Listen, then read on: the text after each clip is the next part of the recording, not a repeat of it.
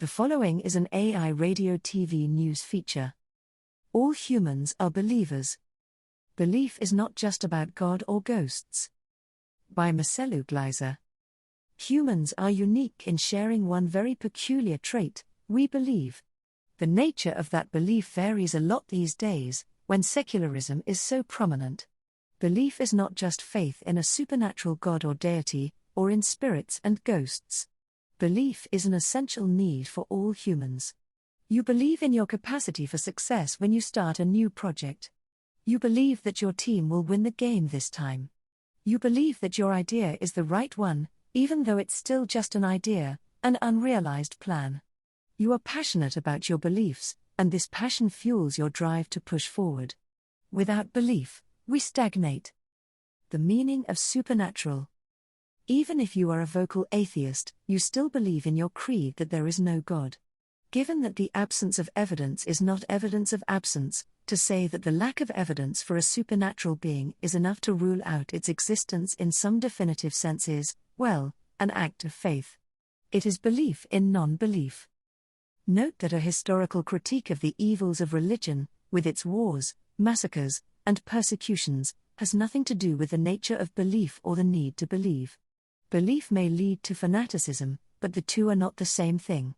You may believe you are superior to others, silly you, but that does not mean you should act on your belief and attempt to crush your supposed inferiors. It pains me to even write that sentence. When discussing the relationship between science and religion, people often take a polarized position.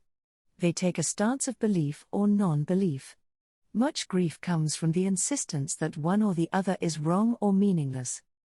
In practice, however, there is a whole spectrum of in-between positions. As doubt creeps in and we reach the limits of what we know. Many scientists are perfectly fine with practicing their science and believing in God. They claim that science is an incomplete description of reality, that there are many questions beyond its reach. More to the point, they claim that the more they understand the world through their science, the more they admire God. To them, science is a form of religious devotion. Many great historical thinkers have shared this position, and many still do. What irks more aggressive secular thinkers is that they consider this in-between approach to be inconsistent with the tenets of science. To these thinkers, nature is material, and matter is organized according to quantitative laws. The goal of science is to uncover these laws. There is nothing else. They claim that this metaphysical position of being both a believer and a scientist, although appealing and apparently conciliatory to many, is fraught with epistemic difficulties. It places the natural and the supernatural in an uneasy coexistence. How could nature be both natural and supernatural? What does supernatural even mean? If I see a ghost in the mirror while I'm shaving, what's going on? One of the problems is that to define something unusual as a supernatural phenomenon seems inconsistent. Any event that has been observed or heard has emitted some kind of electromagnetic radiation or sound waves, and it has physically impacted a detector or your own sensory organs. As such, this supernatural event is very much natural, even if it is deeply mysterious. How science and religion overlap. One can adopt what Stephen Jay Gould called a NOMA approach, short for non-overlapping magisteria. This approach compartmentalizes science and religion into limited spheres of influence, holding that religion begins where science ends. But clearly such a worldview will not carry very far. As science advances, the boundary between the two magisteria keeps shifting, as will any God of the gaps approach. To state that the supernatural has an intangible existence, one that is immeasurable and thus undetectable, places it beyond the scientific discourse and renders the conversation moot. An intangible existence can only be sustained by faith, not by evidence. In reality, religion and science do overlap. They intersect in people's minds, in their life choices, and in the difficult moral challenges society faces. To strictly deny the power of religion in the world, with billions following a diversity of faiths while they seek a sense of identity and purpose in difficult lives, is terribly naive, and frankly, cruel. The difficult question that needs to be asked is why so many people across every culture need to believe. What is religion providing that so many need to embrace? To belong to a religious group immediately confers a person with a sense of community. You meet your peers in church, mosque, or temple, and you feel justified in your beliefs as you see that many others share them. This is as true for the religious as it is for secularists. Humans are tribal animals, and tribes unite around a central symbol, narrative, or moral code. There was an evolutionary advantage to being in a tribe, because power in numbers enhanced your chances of survival.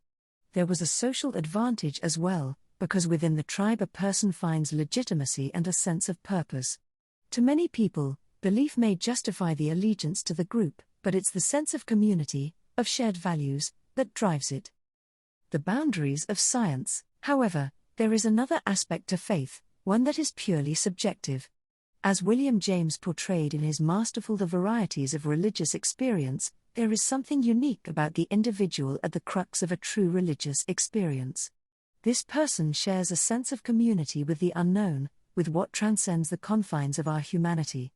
There is more to the world than what is seen and measurable, and these hidden features are equally important to us. Your whole subconscious life, your impulses, your faiths, your needs, your divinations, have prepared the premises, of which your consciousness now feels the weight of the result, and something in you absolutely knows that that result must be truer than any logic-chopping rationalistic talk, however clever, that may contradict it, James wrote.